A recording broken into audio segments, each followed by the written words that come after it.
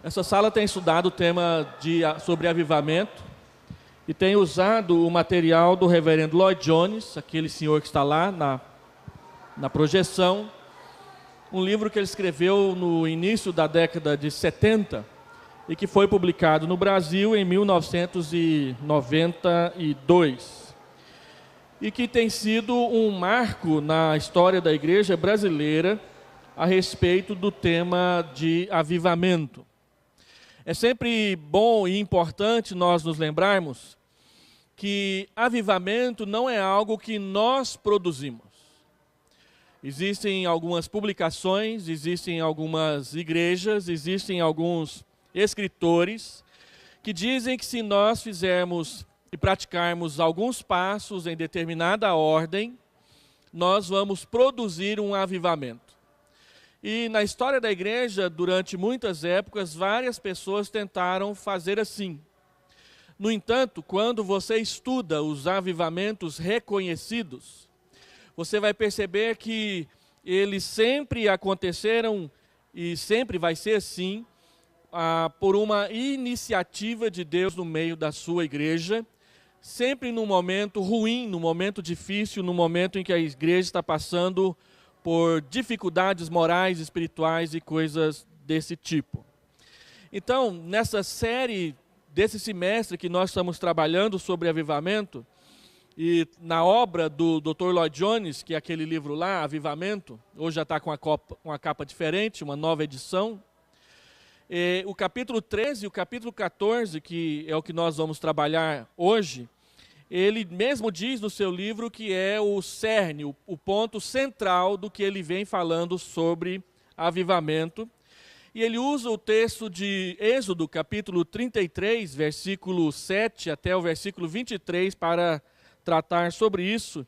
E eu gostaria de ler esse texto para os irmãos. Ora, Moisés costumava tomar a tenda e armá-la para si fora, bem longe do arraial, e lhe chamava a tenda da congregação. Todo aquele que buscava o Senhor saía à tenda da congregação que estava fora do arraial. Quando Moisés saía para a tenda, fora, todo o povo se erguia, cada um em pé à porta da sua tenda, e olhavam pelas costas, até entrar ele na tenda.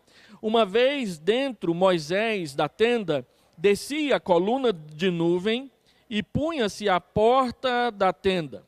E o Senhor falava com Moisés. Todo o povo via a coluna de nuvem que se detinha à porta da tenda. Todo o povo se levantava e cada um à porta da sua tenda adorava ao Senhor.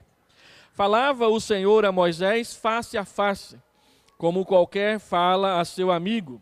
Então voltava Moisés para o arraial, porém o moço Josué, seu servidor, filho de Num, não se apartava da tenda.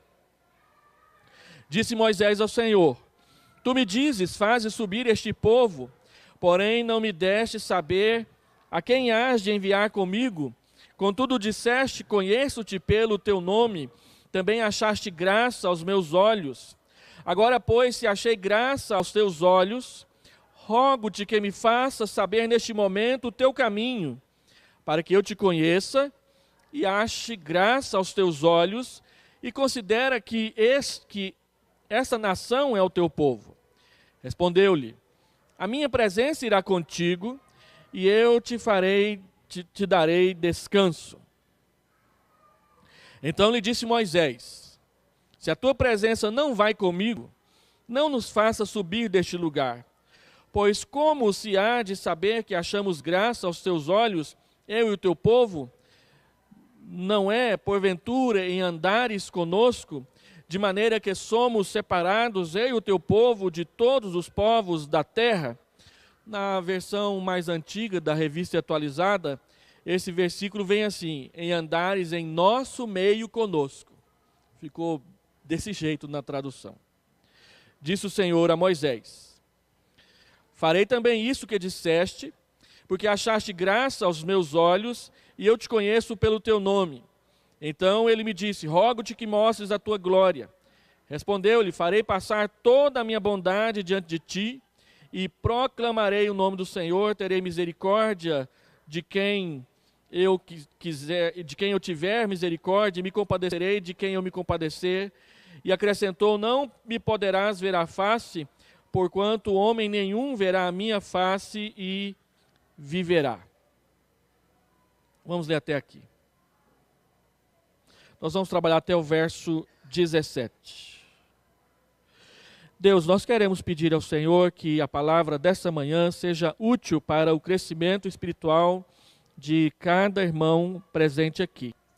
Abençoa quem não veio, permita que receba o alimento espiritual para a sua alma neste domingo.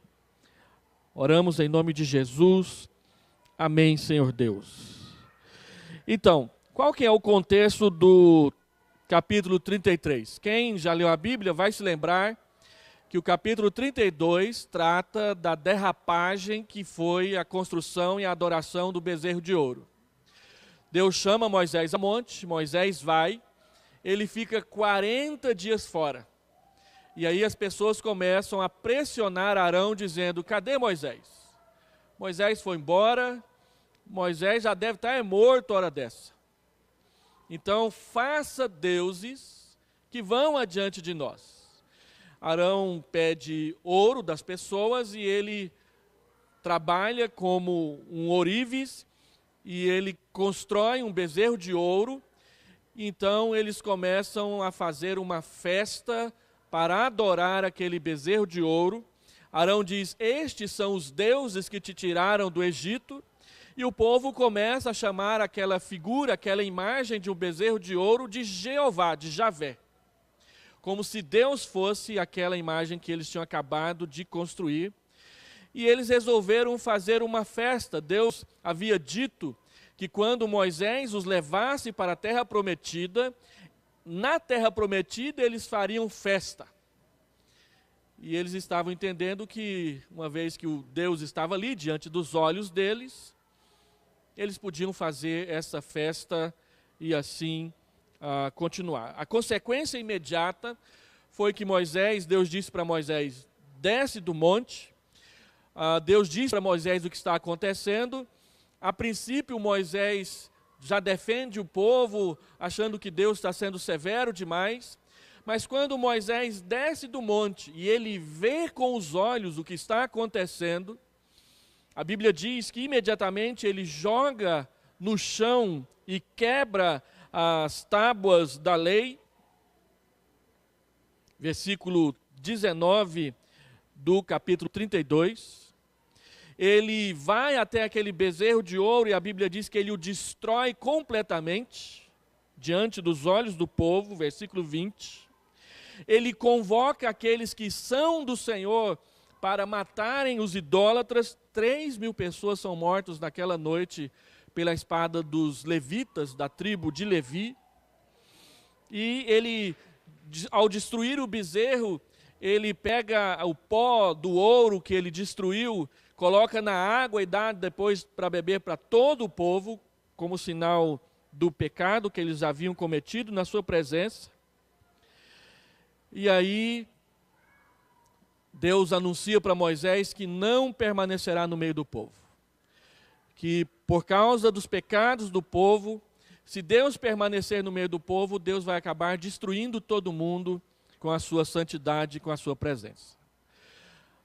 O texto não diz, mas pela conversa de Moisés com Deus e pelo que acontece depois, parece que a coluna de nuvem sai do meio do acampamento. E Deus diz: olha, não andarei mais no meio de vocês, porque vocês não podem suportar a minha presença. E é interessante que nas culturas antigas, os templos dos deuses pagãos geralmente não eram no centro da cidade, eram todos fora da cidade. Os deuses nunca estavam no meio do povo. Israel era diferente. Deus havia dito que estaria no meio do povo com eles.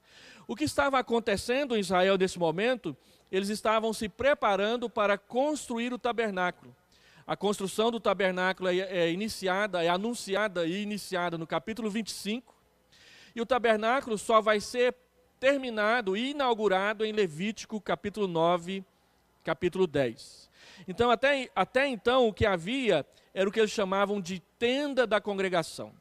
Não era o tabernáculo pronto ainda. Alguns autores e comentaristas confundem a tenda da congregação com o tabernáculo.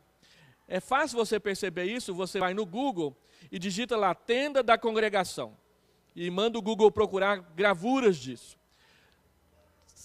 99,5% das gravuras que vão aparecer são do tabernáculo. Aparece apenas, na pesquisa que eu fiz, só uma tinha lá uma tenda que não era o tabernáculo. Todas as outras era o tabernáculo que aparecia. No entanto, a tenda da congregação ou a tenda do encontro não era o tabernáculo, porque o tabernáculo não estava pronto ainda. O tabernáculo só ficará pronto lá no final de Êxodo, no início do livro de Levítico, e ele será inaugurado no capítulo 9 e no capítulo 10. Até então, não havia aquele culto organizado como nós vemos a partir de Levítico e já presente no livro de Números. De repente, o povo que via a coluna de nuvem, a coluna de fogo todos os dias no acampamento, Deus disse que não terá mais.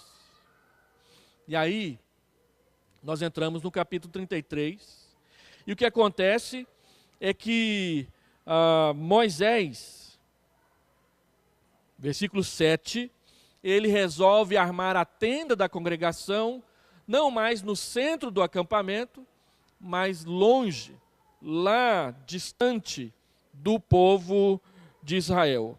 A notícia de que Deus não estaria no meio deles é o versículo 3 do capítulo 33.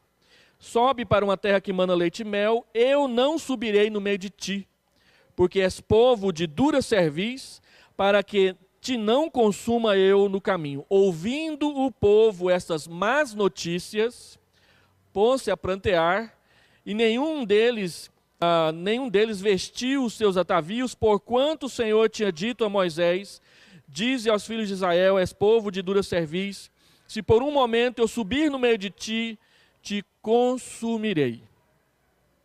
E aí eles tiraram os atavios, e eles passam a prantear, e aí se arrependeram, e começam a... Eles pranteiam, eles choram, eles se arrependem, mas o texto não fala nada a respeito do que eles tomaram, qual atitude eles tomaram a respeito da adoração, do serviço a Deus. Mas no versículo 7, então Moisés monta a tenda da congregação, diz o texto que ele monta fora, bem longe do arraial, e ele faz daquele lugar um lugar de oração. Lloyd Jones diz que esse texto mostra para nós que existem certos preparativos, existem certas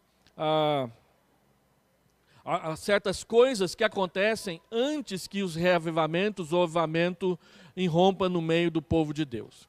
Ele não trata esses preparativos, vamos colocar entre aspas, como algo que se nós fazermos, automaticamente Deus vai produzir reavivamento. Mas que, sempre que se estuda a história dos reavivamentos, você verá esses antecedentes, ele chama de estágios, esses estágios presentes, preparando o povo para uma visitação do Espírito Santo de forma maior, de forma mais abrangente. Então, do versículo 7 ao versículo 11, ele diz que tem o primeiro estágio, que é oração e intercessão. Aqui nós temos o pano de fundo.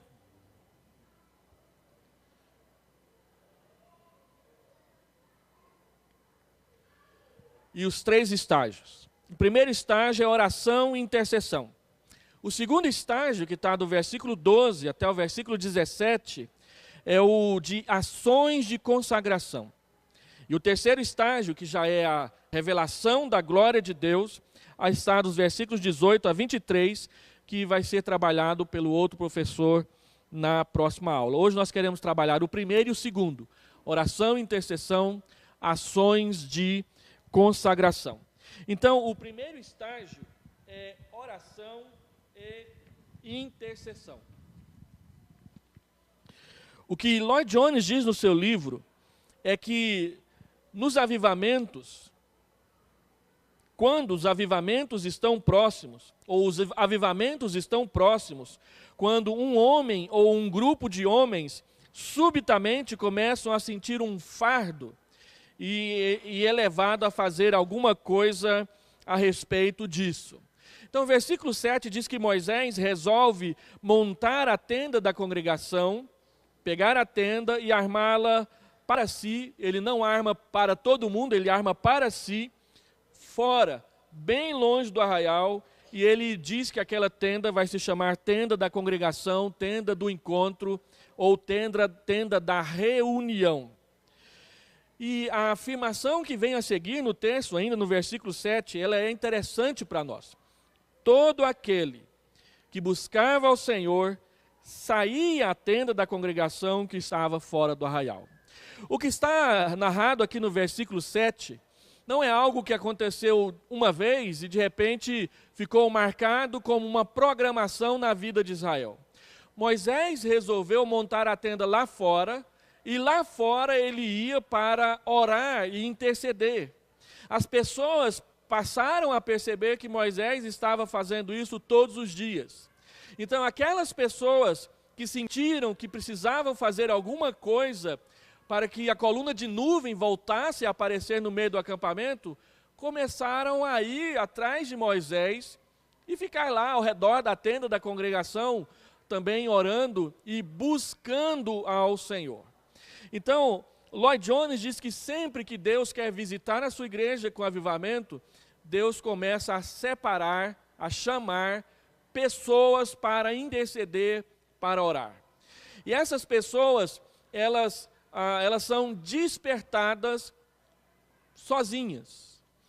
Você vai perceber que Moisés, ao montar a tenda da congregação lá longe, ele não avisa, ele não coloca um aviso no mural, ele não coloca um aviso no grupo de WhatsApp da igreja, ele não diz para quê, ele simplesmente vai lá, monta a tenda, começa a ir para aquela tenda e diz que aquela tenda é a tenda do encontro.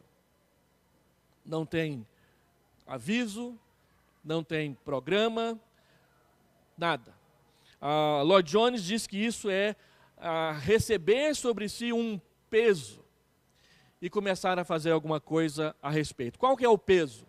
A coluna de nuvem que simbolizava a presença de Deus no meio do acampamento não está lá mais. Deus não está presente entre nós. E isso começa a pesar no coração. Então Moisés, ele não diz, olha, vamos juntar aqui uma turma e vamos fazer alguma coisa. Ele começa a fazer.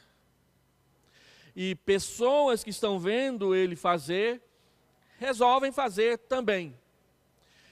Observe que, embora não haja comunicação, embora não haja aviso, também não é algo secreto, não é um segredo. Moisés pega a tenda diante dos olhos de todo mundo, vai lá longe, monta a tenda e começa a visitá-la cotidianamente. Algumas pessoas vêm e vão atrás. E outros simplesmente vêm, mas não fazem nada. E ficam lá olhando Moisés tomar essa atitude. Então, quando Moisés saía para a tenda fora, todo o povo se erguia, o povo via Moisés fazendo isso. E cada um ficava em pé à porta e ficava olhando por sobre os ombros até que Moisés fosse lá para a tenda e fizesse essas coisas. A tenda foi retirada do centro do acampamento para que ficasse claro o desprazer de Deus com aquilo que tinha acontecido no episódio do bezerro de ouro. Deus não tolera a prática do pecado no meio do seu povo. E também era um ato misericordioso. Deus estava mostrando para o povo que a sua presença devia fazer falta no seu coração. As pessoas precisavam perceber isso. Então, todos os avivamentos históricos, eles são caracterizados por essa atitude no início. Se você estuda a Reforma, os avivamentos metodistas de 1740, o avivamento, o segundo grande despertamento de 1840.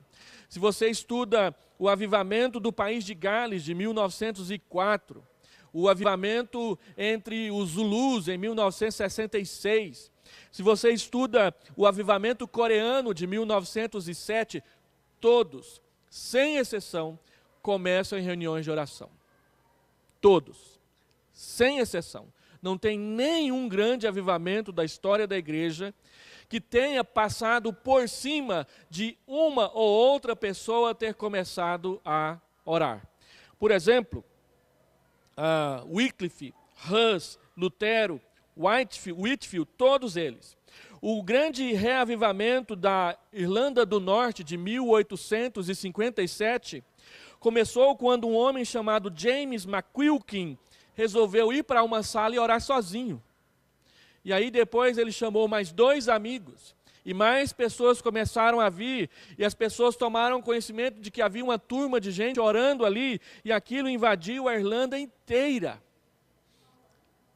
1857.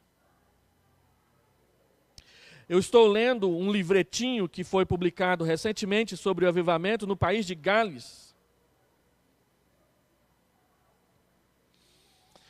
que começou com um homem chamado Humphrey Jones, mas o avivamento começou no dia em que uma mocinha de 16 anos, estava numa reunião, e o pastor ou líder da reunião resolveu perguntar: quem é Jesus para você?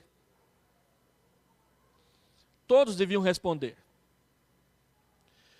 E essa moça se levantou trêmula, gaguejante no meio da congregação, e disse que Jesus, ele era importante para ela porque ele tinha morrido por ela numa cruz. Na hora que ela falou isso, no meio das pessoas que estavam ali reunidas, diz que houve um silêncio daqueles de cemitério. E na semana seguinte as coisas começaram a mudar na vida daquela igreja. Não porque ela disse o que ela disse, todo mundo poderia dizer. Mas ela disse trêmula. Era uma moça tímida, sem expressão na igreja. E na semana anterior, ela tinha entregue a sua vida a Jesus. Tinha acabado de entregar a sua vida para Jesus. Às vezes, nós queremos que as coisas na igreja sejam todas bonitas demais. Nós usamos ultimamente aquela frase: queremos ter um compromisso com a excelência. Então, se a gente colocar alguém aqui no púlpito e ele gagueja um pouquinho na leitura bíblica, ou faz aquela cara de estar meio perdido porque não consegue ler no boletim a liturgia, a gente já começa a colocar esse irmão de lado, ele não serve para a liderança. Mas Deus não olha assim. Qualquer um pode ser um instrumento na sua mão. Nós temos 2 erros que acontecem na igreja que nos atrapalham a experimentar uma comunhão mais íntima com Deus. Uma é aquela tendência das pessoas dizer: eu não sei fazer nada. Eu não sirvo para nada. Eu fui pastor de uma senhora que quando eu pedia para ela fazer as coisas, ela falava assim: pastor, eu não sei o fazer isso. E quando a gente diz que não sabe, nós já estamos fechando a porta para servir a Deus. E por outro lado, nós temos aquele outro grupo que acha que a gente tem que selecionar o melhor do melhor do melhor, e só esses podem fazer as coisas na igreja. Por quê? Porque o culto é público. E a gente não pode mostrar uma única falha sequer, senão o visitante não voltará mais na igreja. E a gente deixa de concentrar em Deus para concentrar no público. As 2 coisas são erradas. Eu achar que eu não posso fazer nada, você serve ao Deus vivo, e o Deus vivo usa qualquer um. Quando Moisés disse para Deus: olha, manda qualquer um, menos eu, porque eu não sei o que eu vou fazer, Deus disse: o que você tem na mão? Eu tenho um cajado. Então você vai usar esse cajado todas as vezes. E a gente não percebe as coisas até que aparece um filme e te chama a atenção. Aquele príncipe do Egito, toda vez que Moisés vai fazer um milagre, ele olha para o cajado e relembra a conversa com Deus lá atrás. Com esse cajado farás os sinais. Aí você vai lá na Bíblia e começa a perceber que tem uma ênfase no cajado a partir de então, porque sempre que Moisés vai fazer uma coisa, a Bíblia diz, e ele pegou o cajado. E foi. O que é um cajado? É um pedaço de pau reto. Se for bem trabalhado, tem uma curva na ponta. Só isso. E a Bíblia diz que Moisés usou aquele cajado todas as vezes que ele fez um sinal. Deus usa qualquer instrumento. Você pode ser. Então o texto diz que Moisés vai orar. E Lloyd Jones enfatiza, pode ser qualquer um. No grande revamento, o outro grande revamento das Ilhas Hébridas, que fazem parte da Irlanda do Norte, um grande revamento aconteceu no final do século XVIII para o século XIX, quando duas senhoras idosas, viúvas, resolveram, porque acharam que o sermão do pastor estava muito fraco, elas resolveram sempre que acabava o culto ir orar lá atrás do púlpito, para que Deus enxameasse o pastor da igreja com um sermão bom. E aquilo queimou na Irlanda inteira, na Escócia inteira. Porque duas velhinhas, viúvas, resolveram pedir para Deus que o seu pastor fizesse um sermão melhor. Deus usa qualquer um. Erle Stengen, quando ele começa a narrar o seu livro Revamento na África do Sul, ele diz que a coisa começou a acontecer quando um pregador desconhecido, mas consagrado, andou por lá e fez alguns sermões em algumas igrejas, depois nunca mais voltou. Aquilo não saiu da cabeça dele, ele ouviu um dos sermões que esse pastor pregou. Lá no livro ele cita o nome dele, eu não me lembro agora. Então, pode ser qualquer um. Pode ser você, pode ser eu, pode ser qualquer um de nós. Quando Deus coloca um peso, porque sente a falta da ação presente de Deus no meio da igreja, essas pessoas começam a orar. As pessoas viram Moisés indo lá orar e começaram a ir também, 1, 2, 3, 10, um monte. Sem que Moisés chamasse, sem que fosse colocado um aviso lá no quadro mural da igreja, sem que fosse marcada a data para que a programação acontecesse, um peso no coração, e voluntariamente as pessoas começaram a se mover a respeito disso. Então, para que a tenda da congregação foi ser montada lá longe do arraial? E o texto diz, Moisés ia para lá para orar e interceder. Quando Deus coloca um peso no nosso coração,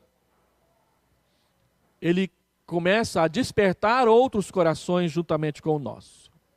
Então Lloyd Jones diz, a ação foi aparentemente discreta, mas ela foi intencional. Uma busca feita silenciosamente, sem alarido, sem trombetas, para que a presença de Deus se manifestasse novamente no meio do povo de Deus.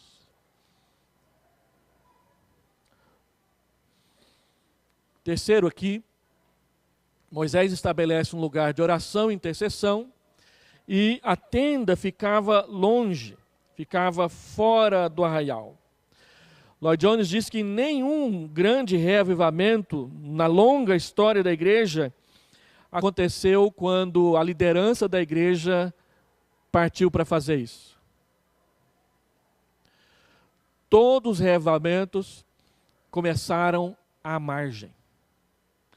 E muitas vezes foram empurrados para a margem, ou tentou-se fazer com que permanecesse na margem. Portanto, reavivamentos nunca acontecem como um decreto, como uma programação, como uma decisão da liderança. Você digita a palavra reavivamento no Google, pede imagens, e você vai ver inúmeros cartazes de inúmeras igrejas marcando a data para Deus fazer as coisas. No dia tal vai ter uma reunião de reavivamento na igreja e tal coisa, dizendo quando, dizendo a hora, dizendo o que Deus vai fazer. Nenhum grande reavivamento da história da igreja aconteceu assim. Se eu, pastor James, resolver marcar uma data, bobagem, irmão. Deus não trabalha assim. Nós é que temos que aprender a trabalhar com Deus e nunca querer colocar Deus para trabalhar para a gente. Por isso, nós temos que aprender a usar um negócio que às vezes a gente não coloca pilha nele, que é um negócio chamado discernimento. Discernir o que está ao nosso redor, discernir o que está acontecendo. E Deus, Ele não depende de nós, Ele não está preso a nós, Ele não é nosso servo, nós é que somos os seus servos. Então Ele retirou a sua presença porque Ele queria tratar de coisas no coração do seu povo. E Moisés discerniu isso. E ele começou a fazer algo para que isso mudasse. O que ele começou a fazer? Ele começou a orar. Orar intercedendo pelas outras pessoas. Por que a tenda fica fora? Por causa da necessidade de separação, consagração, santificação. A palavra santo significa separado. Não separado fisicamente, no sentido de que eu vou andar separado de você, longe de você, alheio a você. Mas separado no sentido moral de consagrado para Deus. Não é que a gente tem que sair do meio do mundo. Tem igrejas que fazem cultos em montes, porque o monte é um local separado.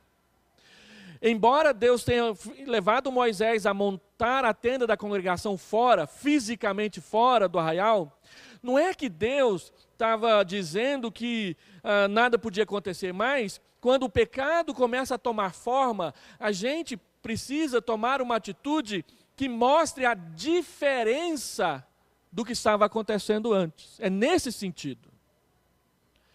É no sentido de tomar uma atitude diferente. Mostrar pela atitude que você tem um compromisso diferente. Que a sua vida é diferente. Diferente das outras pessoas? Não. Diferente do pecado que foi cometido. Se a presença de Deus foi retirada, então Moisés se retira para que o povo perceba que está separado de Deus. Deixa eu tentar explicar isso melhor. Em 1998, nós tomamos a decisão de que precisávamos orar mais pela igreja. E eu comecei a orar todos os dias de manhã, 6 horas da manhã, pela igreja. Eu orei sem interrupção durante 88 dias naquela época. E aprendi muita coisa com aquela experiência. Eu me lembro que nas primeiras vezes eu acordava às 6 horas da manhã e me ajoelhava ali mesmo ao pé da minha cama para orar pela igreja. Mas o que estava acontecendo é que eu ajoelhava ali ao pé da cama e aquela cama era tão boa que eu começava a dormitar ali naquele colchão enquanto eu estava orando. Então eu percebi que eu não podia orar ali ao pé da cama, porque a cama ficava chamando para deitar outra vez. Então eu falei o seguinte, eu vou orar lá no pé do sofá na sala. Aí eu acordava às 6 horas da manhã, calçava o meu chinelo, lavava o rosto, ia lá, ajoelhava ao pé do sofá, mas aquele sofá era tão macio, que eu começava a dormitar ali no sofá também. Dava 15 minutos, já estava querendo parar, porque estava abrindo a boca, querendo voltar para a cama outra vez. Como eu morava no fundo da igreja, tinha uma quadra de distância, uma quadra de futebol de distância do templo. Eu falei assim, essa cama e esse sofá estão muito perto, eu tenho que ir para mais longe. Então eu vou orar lá na igreja. Acordava às 6 horas da manhã, lavava o rosto, escovava os dentes, trocava de roupa, saía lá fora, às vezes estava chovendo, às vezes estava fazendo frio, tinha que abrir o templo, acender a luz do templo, e ir lá no púlpito, aí eu orava. Nesse trajeto eu gastava de 15 a 20 minutos. Acordar até chegar lá no templo. Aí eu dei conta de perseverar durante 88 dias. A separação, montar a tenda da congregação longe, é para mostrar, colocar em evidência a disposição do coração. O que eu estou disposto a fazer para levar a sério este compromisso que eu fiz com Deus. É isso que Deus está mostrando quando Moisés monta a tenda da congregação lá longe. Ele tem que acordar, ele tem que se arrumar, ele tem que ir para lá. E lá ele orava a Deus. Ao fazer isso, Deus começa a despertar o coração das pessoas. O que acontece? Quando Moisés entra na tenda, ele começa a orar, a coluna de nuvem aparece na frente da tenda. E aí, o motivo principal era a santidade, era a consagração ao nosso Deus ali naquele lugar.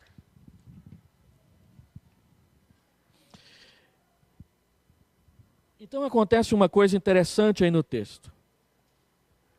Quando Moisés saía, versículo 8, todo o povo se erguia, cada um em pé à porta da sua tenda, e olhavam pelas costas até Moisés entrar. Por quê? Porque eles agora começam a perceber que Deus estava se encontrando com Moisés lá fora do arraial, e não no meio do arraial. Aí algumas pessoas começam a ir lá fora no arraial também. Quando o povo vê, versículo 9, a nuvem aparecendo, olha a reação. Uma vez dentro Moisés da tenda, descia a coluna de nuvem. Aparecia a nuvem em cima, e mais ou menos quando faz aquele negócio do redemoinho, desce até tocar o solo. E o povo via, no exato momento em que Moisés entrava na tenda, a nuvem descia. Não antes, não depois. Então, descia a coluna de nuvem e punha-se à porta da tenda, e o Senhor falava com Moisés. Olha a reação do povo, versículo 10. Todo o povo via a coluna de nuvem que se detinha à porta da tenda. Todo o povo se levantava e cada um, diante da sua própria casa, diante da sua própria tenda, adorava o Senhor. Um começa a orar, vários começam a ir atrás dele, Deus se revela, o povo, todo o povo, todas as pessoas começam novamente a adorar a Deus. O que está acontecendo aqui? Eles tinham desagradado a Deus no episódio do bezerro de ouro e Deus tirou a sua presença. Quando as pessoas começam a interceder, porque Deus chama, Deus volta a se manifestar ao seu povo. Essa coluna de nuvem que aparece outra vez, é o que Lloyd Jones chama de avivamento. Ou o primeiro estágio do avivamento. O avivamento é o que vai acontecer depois. Porque quando Deus começa a se manifestar na coluna de nuvem, as pessoas começam a tomar ciência e consciência da glória presente de Deus perante o seu povo. Quando o tabernáculo for construído, a coluna de nuvem que está aparecendo lá fora do arraial, diante da tenda da congregação, vai voltar a comparecer perante a tenda do tabernáculo, no meio do povo. Então, depois desse episódio de ouro, desse episódio do bezerro de ouro, as pessoas vão tomar interesse para que a construção do tabernáculo seja terminada. Para que as pessoas para que eles se preparem e se organizem para que a presença de Deus esteja no meio deles, como Deus tinha prometido no passado, tinha dito que não faria, mas que agora ele vai fazer. Então, o que acontece? A presença de Deus volta a ser percebida. Por que as pessoas adoram? Elas adoram porque elas veem com os olhos a coluna de nuvem diante da tenda da congregação, o que quer dizer que Deus está presente falando com Moisés. Segundo, há uma renovação de comprometimento por parte de quem apenas assistia. As pessoas viam Moisés passando na frente delas e indo para a tenda. Algumas começaram a ir junto com ele, por quê? Porque buscavam ao Senhor. E as outras ficavam lá vendo a coisa acontecer. Mas quando a coluna de nuvem surge, Moisés está lá, tem pessoas ao redor da tenda da congregação, porque tinha ido para lá também, e o próprio povo vê de longe, porque a tenda está lá longe, que Deus está voltando a comparecer no seu meio. E aí surge o despertamento do povo.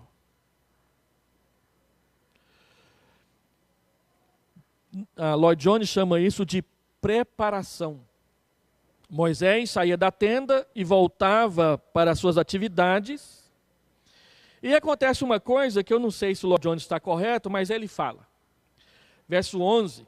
Falava o Senhor a Moisés face a face, como qualquer fala com o seu amigo. Não é que Deus aparecia como um ser na presença de Moisés. Nenhum outro texto em Números diz que Deus falava com Moisés boca a boca, ou seja, que Deus falava diretamente com Moisés, não usava uma visão, não usava um sonho.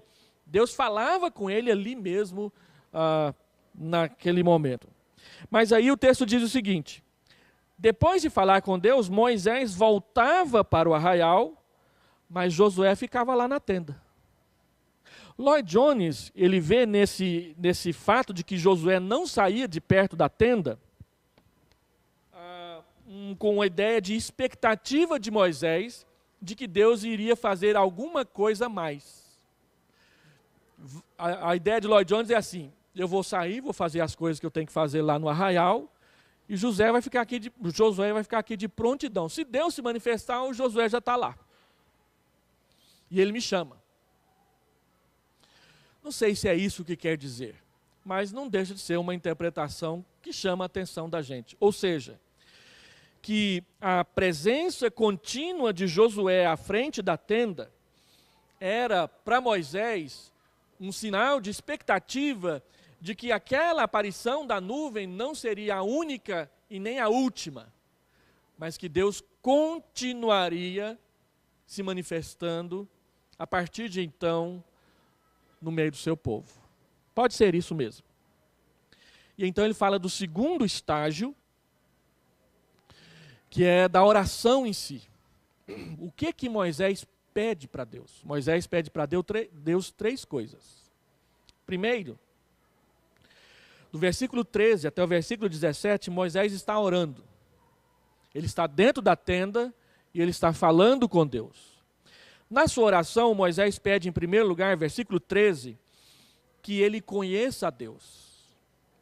Versículo 13, disse Moisés ao Senhor: Tu me dizes, faze subir este povo, porém não me deste saber quem hás de enviar comigo. Contudo disseste, conheço pelo teu nome, também achaste graça aos meus olhos. Verso 13, agora, pois, se achei graça aos teus olhos, rogo-te que me faça saber neste momento o teu caminho, para que eu te conheça e ache graça aos teus olhos e considere que essa nação é teu povo. Me faz saber agora qual que é o caminho do Senhor, para que eu te conheça. Na oração de Paulo em Colossenses, capítulo 1, versículo 9 e 10 e 11, ele ora, lá nesse texto é a oração de Paulo. Primeiro ele pede para que a igreja de Colossos conheça a vontade de Deus. E ele diz, a finalidade de se conhecer a vontade de Deus é que a gente conheça o próprio Deus em plenitude.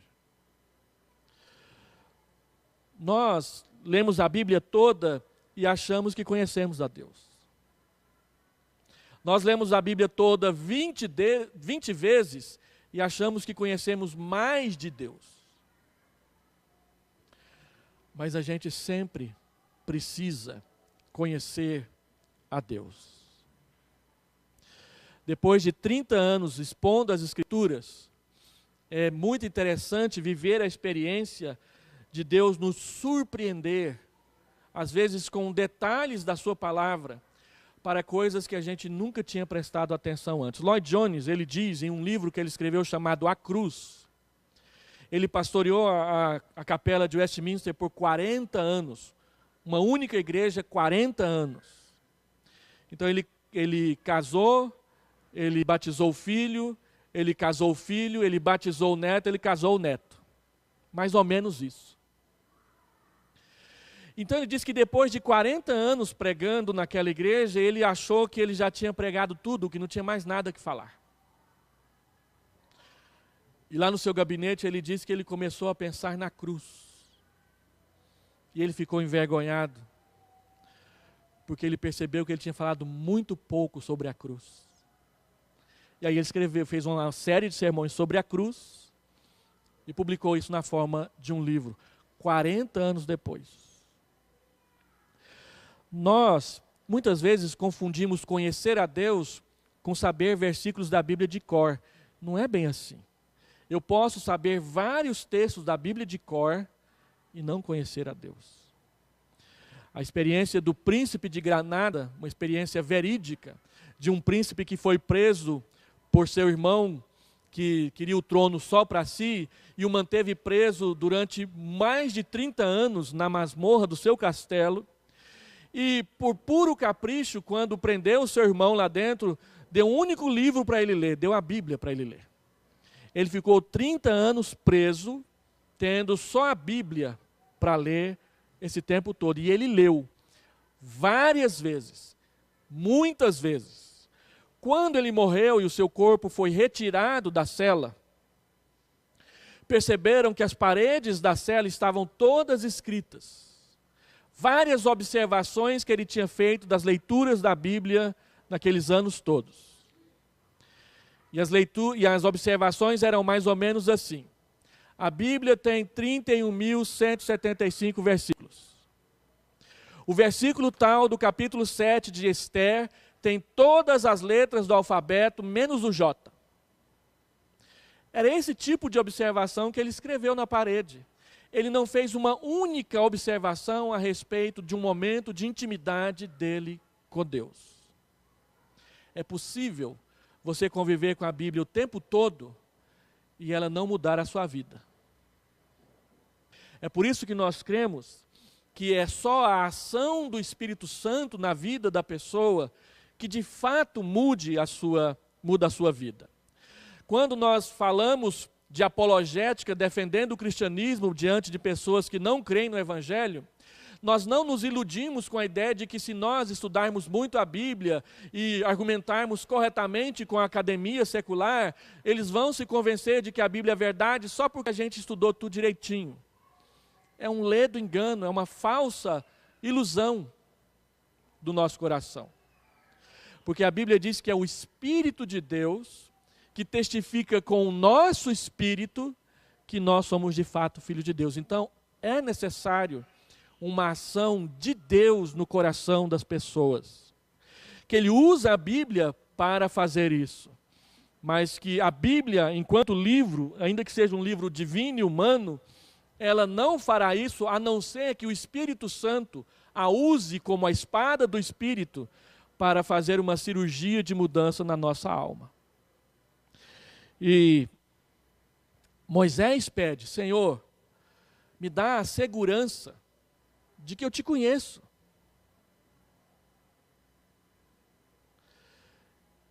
E ao fazer isso, mostrando qual o caminho que eu tenho que percorrer, me mostra quem o Senhor é.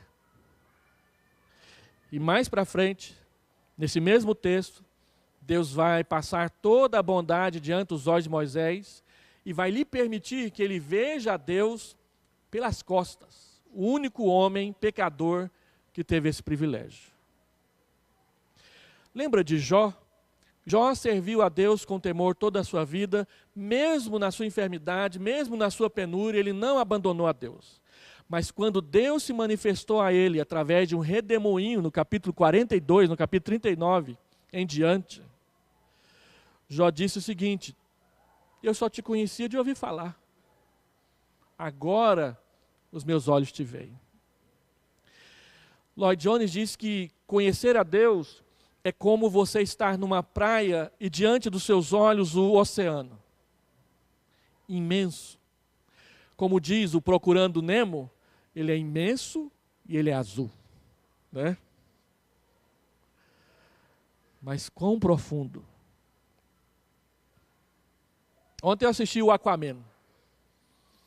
E lá no Aquaman, as pessoas, no começo do filme, introduzindo, eles dizem assim: vocês sabiam que a gente sabe mais mapear o planeta Marte do que o fundo do nosso oceano? E é verdade. Vocês sabiam que até hoje, apenas 3 pessoas desceram a mais de 10 mil metros de profundidade dentro do oceano? 3 pessoas, até hoje. 6 pessoas já andaram na Lua. Mas lá no fundo do mar, que é até bem mais perto, só 3. E tiveram que sair rápido, porque quando chegou lá embaixo, a pressão era tão forte que o vidro do batiscafo começou a trincar. Nós sabemos mais sobre os planetas próximos da Terra do que sobre a profundeza do mar. E Lloyd Jones diz: é assim com o nosso conhecimento com Deus. Tem muito mais coisa. Quando Paulo falou da justificação pela fé, Romanos 11, ele diz: ó profundidade da riqueza, tanto do conhecimento quanto da glória de Deus. Profundidade.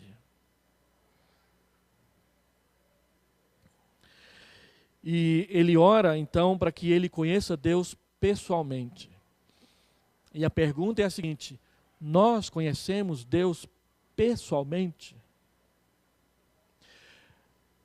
Talvez seja porque não se conhece Deus pessoalmente que tantas pessoas, depois de frequentar a igreja por um tempo, elas se afastam. E João diz isso na sua primeira epístola, capítulo 2. Estes que se afastaram é para que ficasse evidente que não era dos nossos, porque se fossem, teriam permanecido. Agora, conversa com um irmão aí de uns 40 anos de idade, que na sua adolescência e na sua mocidade resolveu se afastar da igreja. Uma das conversas mais produtivas que a gente tem como pastor é com essas pessoas que na mocidade se afastaram da igreja e depois, quando tiveram seu primeiro filho, perceberam que precisavam voltar. É muito interessante as conversas. Porque eles testemunham que no período em que eles estavam fora, não tinham paz. E a reencontraram quando voltaram. Então, conhecer a Deus pessoalmente é o grande negócio da igreja. Programações, festas, viagens, acampamentos, conferências, palestras, só tem razão de ser se no final isso me chegar mais para perto de Deus. Senão, não.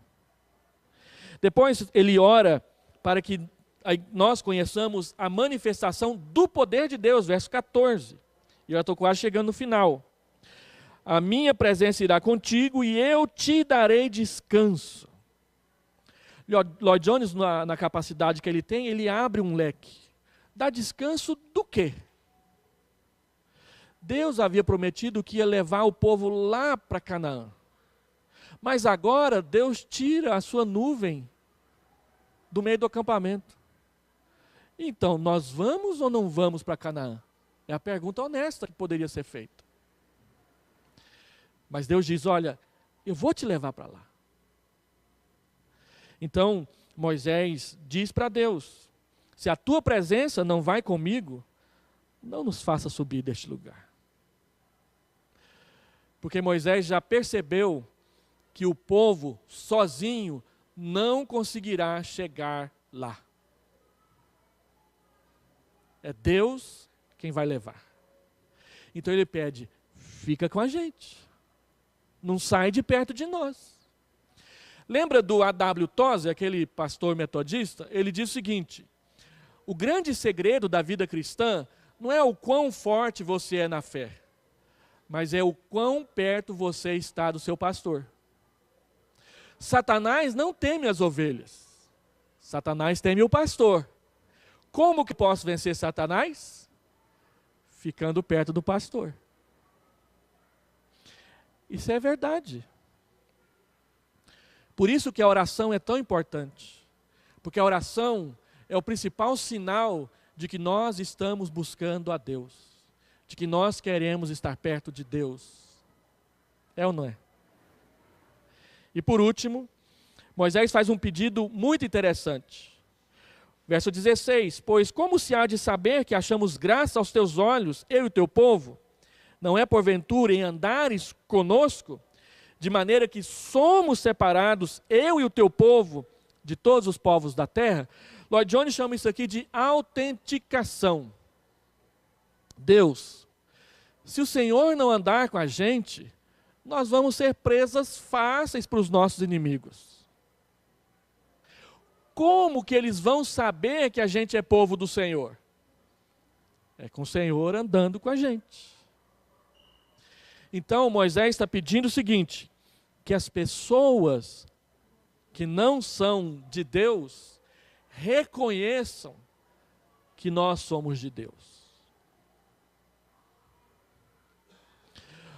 John Gresham Machen foi um pastor presbiteriano que abraçou o liberalismo por volta de 1920 e depois voltou novamente para a ortodoxia cristã.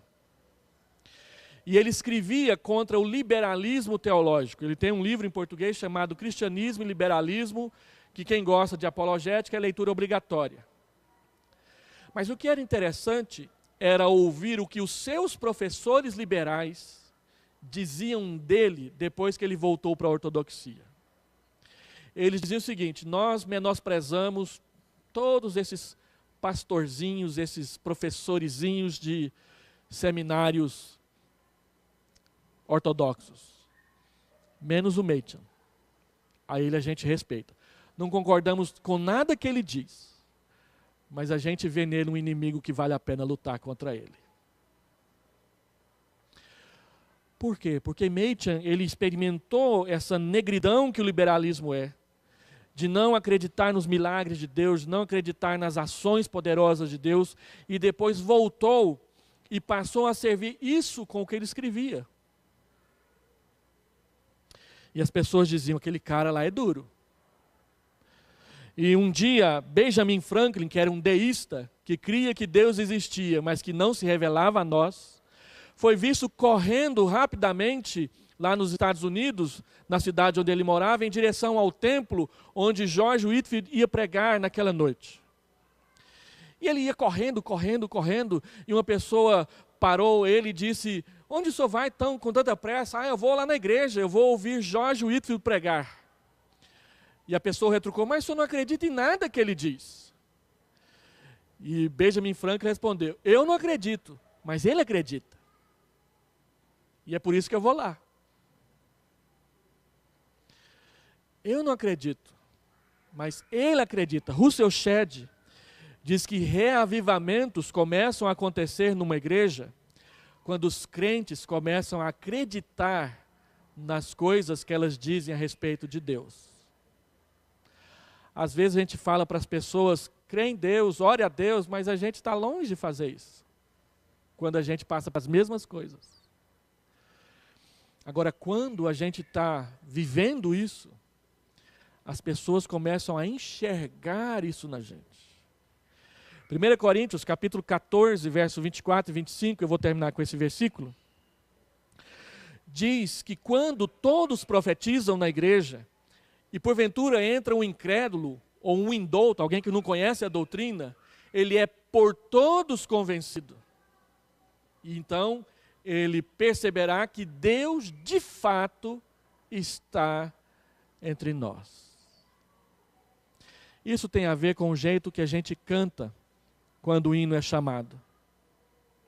Isso tem a ver com o jeito que a gente prega quando a igreja está mais cheia, quando ela está mais vazia.